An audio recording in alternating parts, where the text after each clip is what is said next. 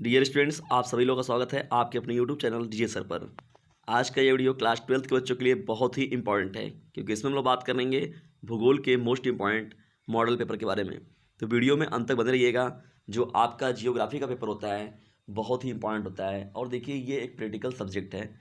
और पहली बात है, हम लोग बात करें तो देखिए ये जो पेपर है बहुत ही ज़्यादा मोस्ट इम्पॉर्टेंट है, क्योंकि देखिएगा आपके प्री बोर्ड में और आपके मेन बोर्ड एग्जामिनेशन में यहाँ से प्रश्न आपको ज़रूर मिलेंगे। तो चलिए आइए हम लोग स्टार्ट करते हैं आज के अपने इस सेशन को। भूगोल का या जो मॉडल पेपर है क्लास 12 के बच्चों का, देखिए इसमें आपका पूर्णांक जो होता है वो 70 नंबर का होता है, और समय जो आपको मिलता है 3 घंटे 15 मिनट का होता है।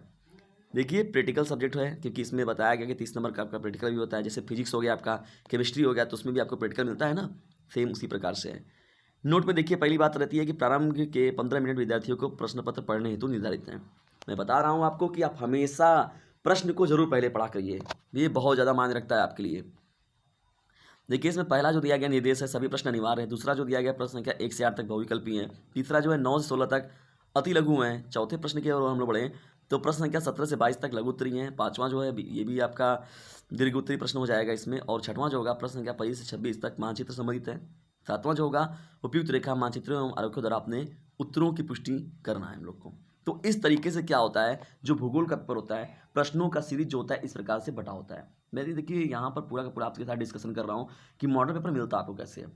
देखिए 15 मिनट पड़ता है, मिलता है जब आपको, तो ज़्यादातर 15 मिनट का जो सेशन होता है उसमें आप अथवा वाले पेपर में सिलेक्ट कर लीजिए क्वेश्चन में कि जब भी अथवा में अगर प्रश्न पूछा जाता है तो उसमें किस पर मैं बेहतर लिख सकता हूँ और आप किस प्रश्न को बहुत ही अच्छे से लिख सकते हैं, वहीं से आप अपने प्रश्नों की सीरीज को स्टार्ट करिए।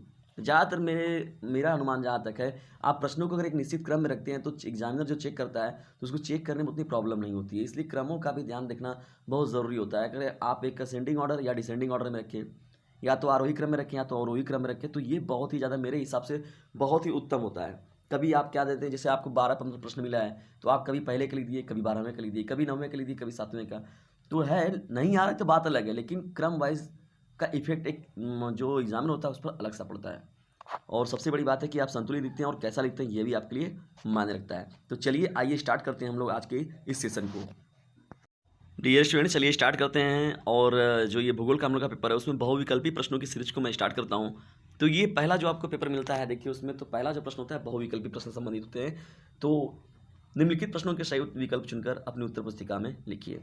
पहला इसमें देखिए आपको दिया गया प्रश्न जो है भूगोल का, निम्नलिखित में से कौन सा एक मानव भूगोल का उपागम नहीं है। बहुत ही इंपॉर्टेंट प्रश्न है। इसका ऑप्शन जो दिया गया ऑप्शन नंबर का है क्षेत्रीय विभिन्नता, ऑप्शन नंबर का है मात्रात्मक क्रांति, ऑप्शन नंबर का है स्थानिक संगठन, ऑप्शन नंबर का है अन्वेषण और वर्णन। तो इस प्रश्न का जो राइट आंसर हो जाएगा ऑप्शन नंबर ख जो होगा करेक्ट हो जाएगा। मात्रात्मक क्रांति जो हो जाएगी वह मानव भूगोल का उपागम नहीं है। पहले प्रश्न का जो राइट आंसर होगा ऑप्शन नंबर ख करेक्ट हो जाएगा। बढ़ते हैं दूसरे प्रश्न की ओर। मानव विकास की अवधारणा निम्नलिखित में से किस विद्वान की देन है। देखिए मानव विकास सूचकांक जो जारी किया जाता है तो ये देखिए किसके द्वारा किया गया, इसके बारे में हमें बताना है। दिया गया जो प्रश्न में ऑप्शन है आपका ऑप्शन नंबर का है professor Amartya Sen, option number का है डॉक्टर महबूब उल हक, ऑप्शन नंबर का है एलन सी सेमपुल, ऑप्शन नंबर का है रैट जेल। तो इस प्रश्न में देखिए जो राइट आंसर दिया गया ऑप्शन नंबर ख करेक्ट हो जाएगा, डॉक्टर महबूब उल हक। बढ़ते हैं प्रश्नों की सीरीज में आगे हम लोग और देखते हैं महत्वपूर्ण प्रश्नों की श्रृंखला में तीसरा प्रश्न। तीसरा हम लोग का प्रश्न है निम्नलिखित देशों में से किस देश में सहकारी कृषि का सफल परीक्षण किया जाता है। ऑप्शन नंबर का है रूस, ऑप्शन नंबर का है डेनमार्क, ऑप्शन नंबर का है भारत, ऑप्शन नंबर का है नीदरलैंड। तो इस प्रश्न का जो राइट आंसर हो जाएगा ऑप्शन नंबर ख करेक्ट हो जाएगा। डेनमार्क जो है वो सहकारी कृषि का सफल परीक्षण वहीं पर किया गया था। तो तीसरे प्रश्न का जो राइट आंसर होगा ऑप्शन नंबर ख करेक्ट हो जाएगा। बढ़ते हैं चौथे प्रश्न की ओर। निम्न में से किस प्रकार की बस्तियां सड़क, नदी या नहर के किनारे होती हैं। ऑप्शन नंबर का है वृत्ताकार, ऑप्शन नंबर का है चौकपट्टी, ऑप्शन नंबर ग है रेखीय, ऑप्शन नंबर घ है वर्गाकार। तो इस प्रश्न का जो राइट आंसर हो जाएगा ऑप्शन नंबर ग करेक्ट हो जाएगा। जो रेखीय प्रकार की बस्तियां होती हैं वो सड़क, नदी या नहर के किनारे होती हैं, क्योंकि आप सड़कों को देखते हैं हम रेखीय रूप में बनाया जाता है, नदियों को भी आप या नहर को देखते हैं तो वो रेखीय रूप में बनाया जाता है, तो उसके किनारे जो बस्तियां बसती हैं तो वो रेखीय रूप में होती हैं। तो चौथे प्रश्न का जो राइट आंसर होगा ऑप्शन नंबर ग करेक्ट हो जाएगा। डियर स्टूडेंट्स अभी प्रश्नों की सीरीज जो हम लोग की लंबे चलने वाली है मॉडल पेपर का पूरा अंत तक बने रहिएगा, क्योंकि देखिएगा इसमें बहुत ही ज़्यादा एक से एक आपको प्रश्न मिलेंगे इंपॉर्टेंट। और सबसे बड़ी बात है कि आप हमारे ग्रुप को भी जरूर ज्वाइन करें। मेरा व्हाट्सएप ग्रुप नंबर है जो कि फ्री है 950 690 250 250 7। फिर सुन लीजिए 950 690 285 7, ये हमारा व्हाट्सएप ग्रुप नंबर है, इसे सेव करिए और मैं आपको गाइड करता रहूँगा। आपने बोर्ड एग्जामिनेशन साथ ही साथ प्री बोर्ड एग्जामिनेशन में आप अपना बेहतर दे सकेंगे। और साथ ही साथ अपने आपके जो साइंस साइड के भी जो स्टूडेंट्स हैं, फ्रेंड्स हैं, उन पर भी ये चैनल को जरूर भेजें, क्योंकि और साथ ही साथ में छोटे जो भाई हैं क्लास 10 के बच्चे, उन पर भी ज़रूर भेजें। तो चलिए आइए हम लोग सीरीज को आगे लेकर बढ़ते हैं और देखते हैं महत्वपूर्ण प्रश्नों को। डियर स्टूडेंट्स, अपने फ्रेंड्स को बता दीजिए कि यदि आपको अच्छा नंबर है पाना तो डीजे सर चैनल पर एक बार ज़रूर है जाना, ठीक है। और आप उन लोगों पर भी ये लिंक ज़रूर शेयर कर दें। बढ़ते हैं पाँचवें प्रश्न की और पाँचवां हम लोग का प्रश्न है, सन 2011 की जनगणना के अनुसार निम्नलिखित में से किस राज्य में नगरीय जनसंख्या का अनुपात सर्वाधिक है। सन 2011 की जनगणना के अनुसार निम्नलिखित में से किस राज्य में नगरीय जनसंख्या का अनुपात सर्वाधिक है। तो देखिए ये जो 2011 की जनगणना है उस पर आधारित एक प्रश्न तो बनता ही है आपका, ये मोस्ट इंपॉर्टेंट है और आने वाला है। ऑप्शन नंबर का है तमिलनाडु, ऑप्शन नंबर का है महाराष्ट्र, ऑप्शन नंबर का है केरल, ऑप्शन नंबर का है गोवा। तो देखिए यहाँ पर जो दिया गया प्रश्न है, इसमें जो ऑप्शन नंबर का है तमिलनाडु इस प्रश्न का राइट आंसर हो जाएगा। तो नगरीय जनसंख्या का जो सर्वाधिक अनुपात था वो तमिलनाडु राज्य में ही था। पाँचवें प्रश्न का जो राइट आंसर होगा ऑप्शन नंबर का करेक्ट हो जाएगा। छठवें प्रश्न की ओर हम लोग बढ़ते हैं, निम्नलिखित में से कौन सा नगर नदी तट पर अवस्थित नहीं है। ठीक है, इंपॉर्टेंट प्रश्न है। ऑप्शन नंबर का है आगरा, ऑप्शन नंबर का है भोपाल, ऑप्शन नंबर का है पटना, ऑप्शन नंबर का है कोलकाता। देखिए आगरा हो गया, पटना हो गया, कोलकाता है, तो ये सब नदी तट के किनारे हैं। लेकिन भोपाल जो है वो किसी भी नदी तट के किनारे अवस्थित नहीं है। तो भोपाल जानते भी हैं कि मध्य प्रदेश की राजधानी कहाँ है, भोपाल में है। तो छठवें प्रश्न का जो राइट आंसर होगा ऑप्शन नंबर ख करेक्ट हो जाएगा। बढ़ते हैं सातवें प्रश्न की ओर। सातवां हम लोग का प्रश्न है, निम्नलिखित में से किस स्थान पर पहला परमाणु ऊर्जा स्टेशन स्थापित किया गया था। ऑप्शन नंबर का है कलपक्कम में, ऑप्शन नंबर का है नरोरा में, ऑप्शन नंबर का है राणा प्रताप सागर में, ऑप्शन नंबर घ है तारापुर में। तो इस प्रश्न का जो राइट आंसर हो जाएगा ऑप्शन नंबर घ करेक्ट हो जाएगा। तारापुर में देखिए पहला परमाणु स्टेशन स्थापित किया गया था और ये तारापुर जो है वो महाराष्ट्र राज्य में पड़ता है। तो सातवें प्रश्न का जो राइट आंसर होगा ऑप्शन नंबर घ करेक्ट हो जाएगा। डियर स्टूडेंट्स, प्रश्नों का सेशन इतना इंपॉर्टेंट है और बहुत ही मोस्ट इंपॉर्टेंट प्रश्नों की सीरीज है, तो एक लाइक तो बनता है, तो लाइक करते हुए वीडियो में आगे बढ़ते रहें। आठवां हम लोग का प्रश्न है, निम्नलिखित में से सर्वाधिक प्रदूषित नदी कौन सी है। बहुत ही इंपॉर्टेंट है। ऑप्शन नंबर का है ब्रह्मपुत्र, ऑप्शन नंबर का है सतलुज, ऑप्शन नंबर का है यमुना, ऑप्शन नंबर का है गोदावरी। तो इस प्रश्न का जो राइट आंसर हो जाएगा ऑप्शन नंबर का करेक्ट हो जाएगा। यमुना नदी है वो सर्वाधिक प्रदूषित नदी है, ये जो दिए गए आपके ऑप्शन है। तो इस प्रश्न का राइट आंसर हो जाएगा ऑप्शन नंबर का करेक्ट हो जाएगा।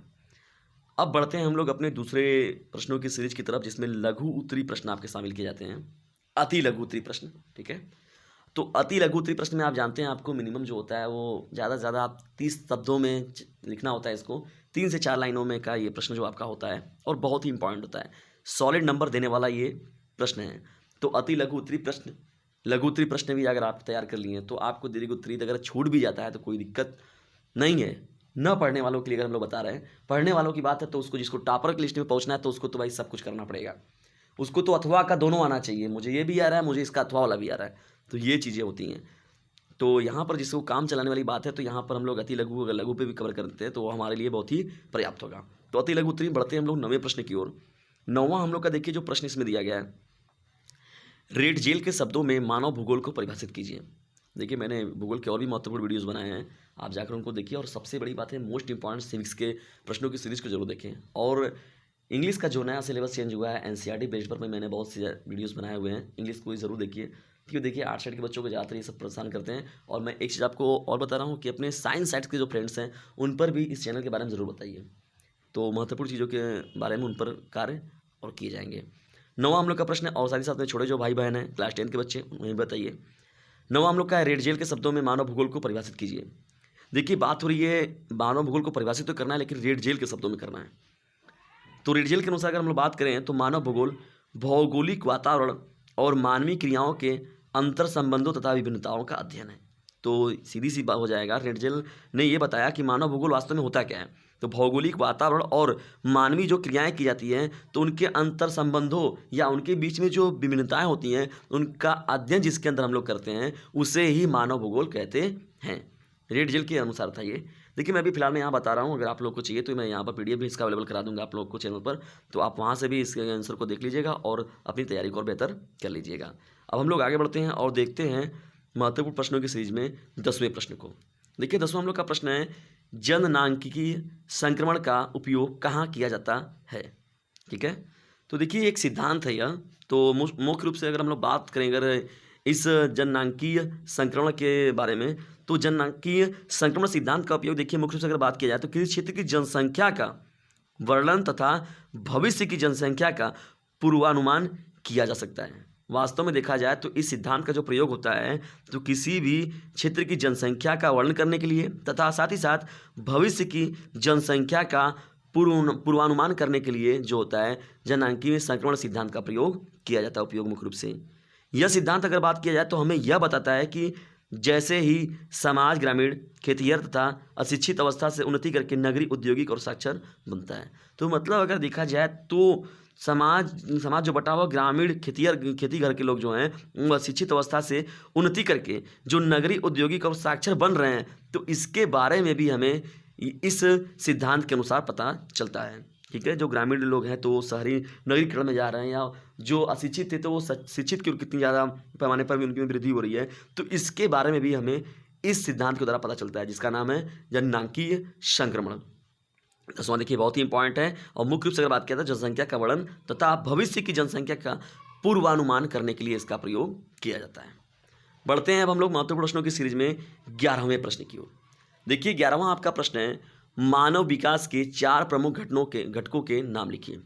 महत्वपूर्ण प्रश्न है 11वां, मानव विकास के 4 प्रमुख घटकों के नाम लिखिए। तो 11वें प्रश्न में अगर बात की जाए, देखिए अगर प्रमुख घटक के बारे में अगर बात करें हम लोग, तो देखिए जैसे समता हो गई। ठीक है, समता जो है ये एक बहुत ही महत्वपूर्ण घटक है मानव विकास के लिए। सतत पोषणीय हो गया, पोषणीयता, किसी को हम लोग अगर सतत पोषण दे रहे हैं या जो उनके लिए आवश्यक भोज्य सामग्रियां हैं सतत मतलब निरंतर हम लोग दे रहे हैं उन्हें। तीसरी जो महत्वपूर्ण इसमें घटक हो जाएंगे उत्पादकता। उत्पादकता का मतलब किसी चीज़ का हम वृद्धि कर रहे हैं, उत्पादन कर रहे हैं, तो उस उत्पादकता की बात हो रही है।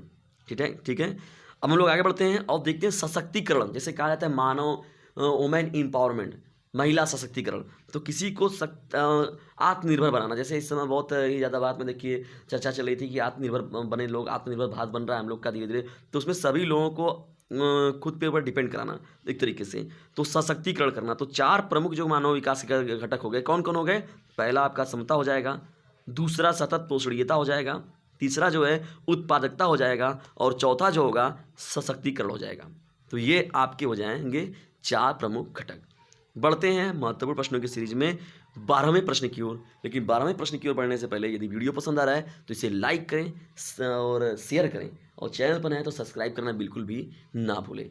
मेरी एक हेल्प ज़रूर करें, आपकी तरफ से मुझे एक हेल्प चाहिए कि इस वीडियो को आपको शेयर करना है। पूरे यहाँ पर जैसे 25 से 30 लाख 40 लाख लड़के बैठते हैं बोर्ड एग्जामिनेशन में, कम से कम कुछ लाख 1-2 लाख लड़कों पर तो आप लोग फैला ही दीजिए, ताकि ज़्यादा से ज़्यादा लोग लाभान्वित हो सके और टॉपरों की लिस्ट में जो बने वो कहीं ना कहीं से उसमें डीजे सर का बहुत योगदान रहे। बढ़ते हैं 12वें प्रश्न की ओर। चिकित्सा पर्यटन किसे कहते हैं? चिकित्सा पर्यटन किसे कहते हैं? तो चलिए आइए अब हम लोग जानते हैं कि चिकित्सा पर्यटन वास्तव में होता क्या है। पर्यटन तो आप जानते हैं कि कोई अगर एक जगह से जाकर दूसरे देशों में घूमने के लिए जाता है, या एक राज्य से दूसरे राज्य में घूमने जाता है, तो एक तरीके से वो पर्यटक के रूप में कार्य करते हैं। पर्यटक जो जाते हैं वो पर्यटक कराते हैं, और इस यात्रा को हम लोग कहते हैं पर्यटन। ठीक है, लेकिन अगर हम लोग को यहाँ बात करनी है चिकित्सा पर्यटन के बारे में, जब लोग, तो आइए देखा जाए इसका डेफिनेशन। जब लोग अपनी चिकित्सा या उपचार के लिए अपने देश से बाहर किसी अन्य देश की यात्रा करते हैं, ध्यान सुनिएगा फिर से, जब लोग अपनी चिकित्सा या उपचार के लिए अपने देश से बाहर किसी अन्य देश की यात्रा करते हैं, तो यह चिकित्सा पर्यटन कहलाता है। ठीक है, या तो इसे हम लोग इंग्लिश में अगर बात किया जाए तो इसे मेडिकल टूरिज्म कहते हैं। याद रखिएगा, बहुत इंपॉर्टेंट है, मेडिकल टूरिज्म भी इसे कहते हैं हम लोग। कुछ दशकों पहले प्राय निम्न विकसित देशों के लोग उच्च विकसित देशों में प्रमुख चिकित्सा केंद्रों में अपने देश में अनुपलब्ध चिकित्सा के जैसे हो गए नहीं सेवाओं के लिए, उपचारों के लिए चिकित्सा पर्यटन करते थे।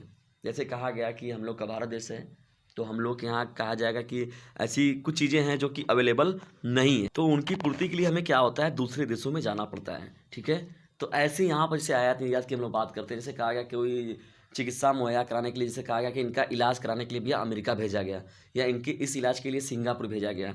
तो उसी को हम लोग देखिए बात कर रहे हैं कि जो विकसित देश नहीं है, जो विकासशील देश हैं, तो उनके यहाँ पूरी सुविधाएं नहीं हैं। तो उनको कुछ सुविधाओं के लिए क्या होता है, ऐसे चिकित्साओं के लिए, ऐसे न्यू टेक्नोलॉजिकल इशूज़ के लिए, या तो जो होता है उनकी चिकित्सा मुहैया कराने के लिए, तो उनको विकसित देशों का सहारा लेना पड़ता है या वहाँ जाकर उनको ट्रीटमेंट कराना पड़ता है। तो उसे ही देखिए मुख्य रूप से हम लोग जो कहते हैं चिकित्सा पर्यटन का नाम देते हैं। महत्वपूर्ण है आपके एग्जाम के दृष्टिकोण से। अब बढ़ते हैं हम 13वें प्रश्न की ओर। देखिए, आर्थिक दृष्टि से भारत की जनसंख्या कितने भागों में बांटा गया? तो भारत की जनसंख्या को ये आप बताइए हमें ये प्रश्न। आर्थिक दृष्टि से भारत की जनसंख्या कितने भागों में बांटा गया? 2 से 3 भागों में जो ये बांटा गया आर्थिक दृष्टि से। देखिए हम लोग की पहली बात की हम लोग की आर्थिक व्यवस्था होती किस प्रकार की है। 14वां हम लोग का प्रश्न है, भारत की उच्चतम साक्षरता दर किस राज्य की है और तथा इसकी साक्षरता की प्रतिशत भी लिखिए। दोनों बातें हमें बतानी है। तो देखिए यहाँ पर बात है कि उच्चतम साक्षरता दर में के बारे में अगर हम लोग बात करें तो सबसे ज़्यादा जो है भारत का 2 दक्षिणी राज्य है केरल, सबसे ज़्यादा वहाँ पर साक्षरता है। तो भारत का जो सबसे शिक्षित राज्य अगर कोई है तो वो केरल है। दक्षिण में यह राज्य पड़ता है, दक्षिण दिशा में। और यहाँ की जो साक्षरता प्रतिशत है 96.2% यहाँ की जो है वो साक्षरता प्रतिशत है। सबसे नंबर 1 पर है कौन? केरल। और बात करें हम लोग देखिए तो आंध्र प्रदेश जो है जनसंख्या यहाँ पर भी पॉपुलेशन कम नहीं है, ज़्यादा है। तो ये सबसे फिलहाल में बहुत ही ज़्यादा फिसड्डी है यहाँ, जहाँ साक्षर लोगों की प्रतिशत जो है वो 66.4% के इर्द गिर्द है। तो ठीक है, दोनों चीज़ें याद रखिएगा। उच्चतम साक्षरता दर केरल राज्य की, केरल की राजधानी कहाँ है? तिरुवनंतपुरम। इसकी साक्षरता प्रतिशत कितना है? 96.2%। ये प्रश्न आपका करेक्ट हो जाएगा। ठीक है, देखिए बढ़ते हैं हम लोग अब 15वें प्रश्न की ओर। 15वां हम लोग का प्रश्न क्या है, परिक्षिप्त एकाकी बस्तियां किस प्रकार की होती हैं तथा ये भारत के किन राज्यों में पाई जाती हैं? अजीबोगरीब देख रहा है हम लोग का प्रश्न ये, एकाकी बस्तियां या परिक्षिप्त बस्तियां किस प्रकार की होती है तथा ये भारत के किन राज्यों में पाई जाती हैं? तो इसके बारे में अगर हम लोग बात करें देखिए तो देखिए एकाकी बस्तियों को अगर हम लोग बात करें तो प्रकीर्ण भी कहते हैं हम लोग, या परिक्षिप्त भी कहते हैं। तो परिक्षिप्त पूछे आपसे, एकाकी पूछे या प्रकीर्ण पूछे, तो तीनों का मतलब आप एक समझिएगा। ठीक है, तो अगर बात करें इन बस्तियों के बारे में हम लोग, तो ये वे बस्तियां हैं जिनमें बस्ती के घर प्रायः अलग अलग होते हैं। ठीक है, ऐतिहासिक दृष्टि से ये बस्तियां उतनी ही प्राचीन हैं जितनी की मानव सभ्यता। तो मुख्य रूप से मानव सभ्यता को भी रख के लेके चलते हुए ये अलग अलग होती हैं और बहुत ही प्राचीन बस्तियां होती हैं और हमारे ऐतिहासिक चीज़ों को, ऐतिहासिक मानव सभ्यता को भी कभी एक प्रकार से संरक्षण करती हैं। ठीक है, इन अधिवासों का स्वरूप, आकार तथा कार्य प्रकीर्ण अधिवासों से भिन्न होता है। जैसे यहाँ पर जो शहरों में रहने वाले लोग हैं उनका, या नगरों में रहने वाले जो लोग हैं, गाँव में रहने वाले लोग हैं, उनसे भिन्न होता है इनका रहन सहन, रहने का जो होता है, जिसका प्रमुख कारण सामाजिक संबंधों का अति जटिल होना है। तो यहाँ पर देखिए जो सामाजिक यहाँ का समन्वय है बहुत ही जटिल है। ठीक है, पहली बात। और दूसरी बात है कि ये हमारे, लेकिन एक चीज़ है कि बहुत ही ज़्यादा ये प्राचीन संस्कृति को, मानव सभ्यता को और लेकर ये आज तक चल रहे हैं। इन ये बस्तियां जो हैं जिसे हम लोग एकाकी बस्तियों, प्रकीर्ण बस्तियां या परिचित बस्तियों का नाम देते हैं। मुख्य रूप से देखिए बात हो रही है कि ऐसी बस्तियां हम लोग को देखने को कहाँ मिलती हैं। तो अगर बात करें हम लोग ऐसी बस्तियों के बारे में, तो ऐसी बस्तियां गुजरात के मैदानों में देखते हैं हम लोग, गुजरात की जगहों में देखते हैं, गुजरात के कुछ राज्यों में, जगहों में, जिलों में देखते हैं हम लोग, और राजस्थान के कुछ भागों में व्यापक रूप से जो आपको देखने को मिल जाएगा। तो राजस्थान और गुजरात जो है मुख्य 2 जगहों पर, ये वहाँ के कुछ भागों में आपको ये बस्तियाँ, एकाकी बस्तियाँ, परिक्षिप्त या प्रकीर्ण बस्तियाँ जो है वो देखने को आपको मिल जाएंगी। ठीक है, यहाँ पर वहीं पर देखने को मिलती हैं। मुख्य रूप से ये जो होता है, देखा जाए तो कुछ झुपड़ियों की जो पल्ली होती है ना, उसी को हम लोग वो समन्वय करके बनाते हैं जब उसी को, तो उसी को प्रकीर्ण, परिक्षिप्त या एकाकी बस्तियों का नाम हम लोग देते हैं। और भारत किस राज्य में है? तो मैंने पहले ही आपको बताया कि कौन कौन, गुजरात हो गया आपका और राजस्थान हो गया। ठीक है, बढ़ते हैं हम लोग अब महत्वपूर्ण प्रश्नों की सीरीज में अपने 16वें प्रश्न की ओर। पढ़ते हैं 16वें प्रश्न की ओर। और आज के इस अति लघु उत्तरी प्रश्न का, या इस मॉडल पेपर का भूगोल का जो है, इसका यह अति लघु उत्तरी का आखिरी प्रश्न भी है। तो 16वां हम लोग का प्रश्न देखिए, इसमें क्या है, धात्विक खनिज एवं अधात्विक खनिज में कोई 2 अंतर लिखिए। महत्वपूर्ण प्रश्न है, धात्विक और अधात्विक खनिज में हमको अंतर बताना है। तो देखिए यहाँ पर आप तो पेज में खींचते हैं लाइनिंग, तो एक तरफ लिखते हैं, ऊपर लिखते हैं आप अंतर, और एक तरफ आप लिखते हैं क्या, धात्विक खनिज, और एक तरफ आप लिखते हैं अधात्विक खनिज। ठीक है, तो मुख्य रूप से अगर हम लोग बात करें, देखिए धात्विक खनिज वाले जो ऑप्शन में आप अगर लिखना चाहेंगे तो इसमें क्या हो जाएगा, धात्विक खनिज को गलाने से धातु प्राप्त होता है, ठीक है। और यहाँ अधात्विक खनिज के बारे में अगर हम लोग बात करें तो वहाँ पर क्या हो जाएगा, अधात्विक खनिज से धातु प्राप्त नहीं किया जा सकता, ठीक है। दूसरा इसमें आपका क्या हो जाएगा, धात्विक खनिज जो होता है वो कठोर और चमकीले रंग के होते हैं, जबकि अधात्विक खनिज के बारे में अगर हम लोग बात करें तो इसकी अपनी चमक होती है, ठीक है। तीसरा जो हो जाएगा आपका, धात्विक खनिज चट्टानों में मिलते हैं, ठीक है। मुख्य रूप से अगर देखा जाए, धात्विक खनिज होता है बड़े बड़े पत्थरों चट्टानों को तोड़ने पर वहाँ से निकाले जाते हैं इनको, यह परतदार चट्टानों में पाए जाते हैं। कौन, आपका जो अधात्विक खनिज होता है ना। चौथा देखिए, इसमें अगर आप लिखना चाहेंगे तो इसे तोड़ने पर या फोड़ने पर ये नहीं टूटते हैं। धात्विक खनिज के बारे में अगर हम लोग बात करें मुख्य रूप से, जबकि अधात्विक खनिज के बारे में अगर कहा जाए तो इसे चोट मारने पर या टुकड़े करने पर यह कई टुकड़ों में विभक्त हो सकता है। कौन, अधात्विक खनिज, ठीक है। तो ये धात्विक खनिज जो होता है उसे हम लोग देखिए गला दिए, पिघला दिए, तो उसे हम लोग एक रूप दे देते हैं। जैसे कहा गया लोहा हो गया आपका, तो उसे आप अगर गला देंगे तो देखिए लोहा का बड़ा चट्टान अगर आपको मिल रहा है, टुकड़ा मिल रहा है, तो उसे गला कर हम लोग घरों में देखते हैं आपको गाटर के रूप में, फैन के रूप में, घुंडियों के रूप में, या तो कई प्रकार के ऐसे देखते हैं जो कि हथौड़ों के रूप में या कांटों के रूप में, कई प्रकार के जो लोहे की जो सामग्रियां हैं वो बनाए जा सकते हैं, ठीक है। तो उनको क्या कर सकते हैं हम लोग, मनचाहा रूप दे सकते हैं। जबकि अधात्विक खनिज जो होता है तो हम लोग उन्हें ऐसा रूप नहीं दे सकते। जैसे हम लोग बात कर रहे हैं क्लोरीन की बात हो गई, ऐसे कुछ प्रकार के जो चीज़ें मटेरियल हो गए, तो इनको हम लोग क्या कर सकते हैं, मनचाहा रूप नहीं दे सकते। तो ये महत्वपूर्ण, मैंने आपको एक दो लिखना है इसमें, अति लघु मिलता है तो आपको 2 अंतर पूछा है यहाँ पर, मैंने आपको यहाँ से 4 से 5 अंतर बता दिया, ताकि आप लघु में अगर आपसे भी पूछा जाए तो आप वहाँ पर इसे ईजिली बता सकें। तो अति लघु उत्तरी प्रश्नों का सेशन है, उत्तर के साथ मैंने समाप्त किया। अब बढ़ते हैं लघु उत्तरी प्रश्नों की सीरीज की ओर। देखिए सेशन हम लोग का काफ़ी लंबा हो गया है, तो प्रश्नों की सीरीज के साथ पूरा उत्तर दे पाना तो पॉसिबल नहीं है। और हम अपने मॉडल पेपर में ऊपरी डिस्कशन करते हुए हम लोग आगे निकल जाएंगे। और इन प्रश्नों में यदि आपको प्रॉब्लम होती है तो आप बोलिएगा कमेंट बॉक्स में या हमारे व्हाट्सएप ग्रुप से जुड़कर, तो मैं वहाँ से आपको क्या करूँगा, इसका उत्तर अवेलेबल करा दूंगा। बढ़ते हैं 17वें प्रश्न की ओर। देखिए 17वां इसमें क्या प्रश्न है, 17वां हम लोग का प्रश्न है, मानव भूगोल किस प्रकार अन्य सामाजिक विज्ञानों से संबंधित है।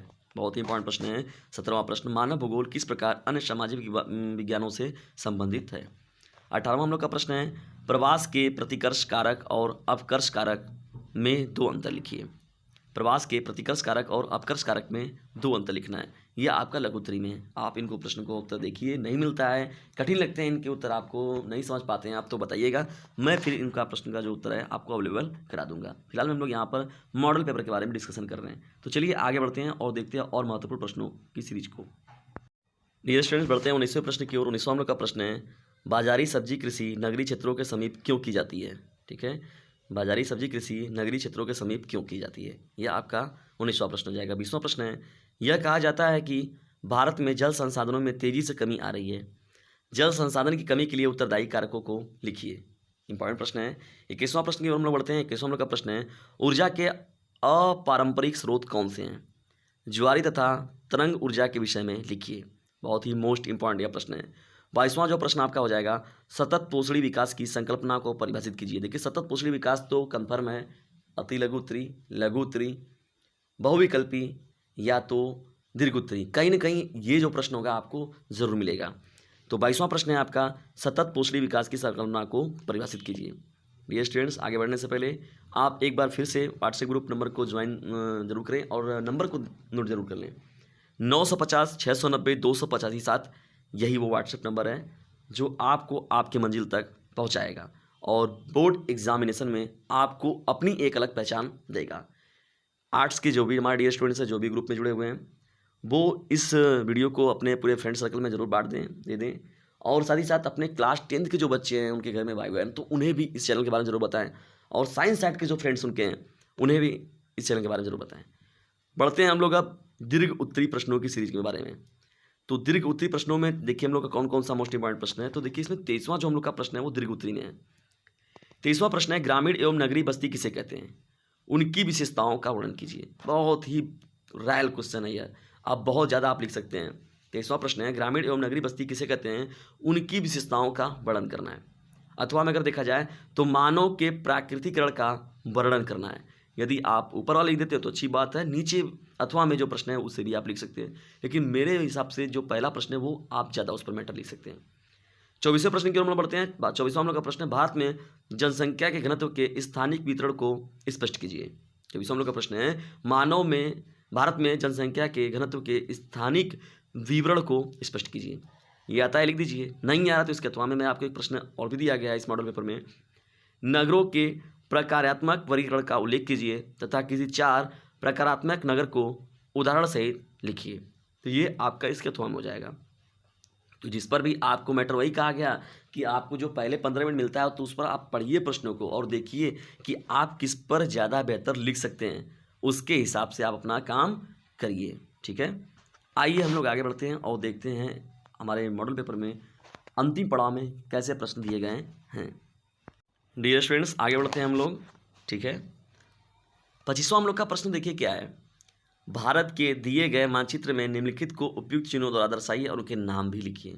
तो आपको एक मैप मिलेगा, उसमें इन जगहों का नाम वहाँ पर भरना होगा मैप में और साथ ही साथ उसका लिखना भी होगा। तो आधा नंबर यदि आप दर्शा देते तो उस पर मिलेगा और आधा नंबर आपको लिखने पर मिलेगा। 5 प्रश्न मिलेंगे, 5 नंबर के होंगे, सॉलिड कर दिया आपने तो पूरा नंबर मिलेगा। पहला इसमें देखिए क्या है, सबसे अधिक जनसंख्या वाला राज्य। ठीक है, आंध्र है, उत्तर प्रदेश है हम लोग का। दूसरा जो है अधिकतम साक्षरता वाला राज्य, अभी बात हुई केरल की, उससे भी आप परिचित हैं। तीसरा जो है मध्य प्रदेश का एक प्रमुख तांबा क्षेत्र। देखिए मध्य प्रदेश आप जानते हैं कि भारत के बीचों बीच लोकेशन में है एकदम। अभी मैं यहाँ पर धीरे धीरे आपको मैप का भी वर्क कराऊंगा धीरे, तो आप उसमें आपकी और अच्छी तैयारी हो जाएगी। ठीक है, क्योंकि ये बहुत ही इंपॉर्टेंट होता है और आपको बहुत काम देता है। चौथा जो इसमें आपका हो जाएगा गुजरात का सबसे बड़ा नगर। ठीक है, चौथा जो हो जाएगा गुजरात का सबसे बड़ा नगर कौन है। 5वां जो है उत्तर प्रदेश का प्रमुख परमाणु शक्ति केंद्र कौन है। ठीक है, नरोरा जो आपका सुने नहीं है, यहाँ पर एक मिलता है आपको ना उत्तर प्रदेश में। तो 5वां जो है उत्तर प्रदेश का प्रमुख परमाणु शक्ति केंद्र कहाँ पर है, तो इसे दर्शाना है और साथ ही साथ दिखाना है। तो यूपी से रिलेटेड जो मोस्ट इंपॉर्टेंट प्रश्न रहेंगे वो उससे पूछे जाने की संभावना बनी हुई रहती है। देखिए अथवा में देखिए यहाँ पर केवल दृष्टिबाधित परीक्षार्थियों के लिए देखिए प्रश्न दिया गया है, भारत के सबसे अधिक जनसंख्या वाले राज्य कौन का नाम लिखिए, भारत के अधिकतम साक्षरता वाले राज्य का नाम लिखिए। तो इसमें दिखाना रहेगा, केवल लिख देना रहेगा मध्य प्रदेश के एक प्रमुख तांबा क्षेत्र का नाम लिखिए। तो यहाँ पर उनके लिए प्रश्न है। 26वां देखिए प्रश्न के बढ़ रहे हैं, संसार के दिए गए रेखा मानचित्र में उपयुक्त चिन्हों द्वारा निम्नलिखित को दर्शाइए तथा उनके नाम भी लिखिए। तो मैप की बात हो रही है, मैप में आपको एक भारत का मैप मिल रहा है तो एक वर्ल्ड लेवल पर भी आपको एक मैप दिया जा रहा है। ठीक है, तो 26वें प्रश्न में देखिए जो पहला प्रश्न आपका क्या है, एशिया का सबसे अधिक जनसंख्या वाला देश कौन सा है। दूसरा जो है उत्तरी अमेरिका का सबसे बड़ा देश कौन सा है। तीसरा जो है जापान का सबसे बड़ा नगर कौन है। चौथा जो है अमेजन बेसिन, ये जंगल की बात हो रही है जो अमेजन है एक वहाँ पर, तो उसके बारे में देखिए उसे दर्शाना है हम लोग को। तो ये आपको क्या है, जो रेखा यानी संसार पूरे विश्व का जो रेखा मानचित्र मिलेगा उसमें आपको इन सभी चीज़ों को दर्शाना होगा और साथ ही साथ लिखना भी होगा। आइए हम लोग आगे बढ़ते हैं।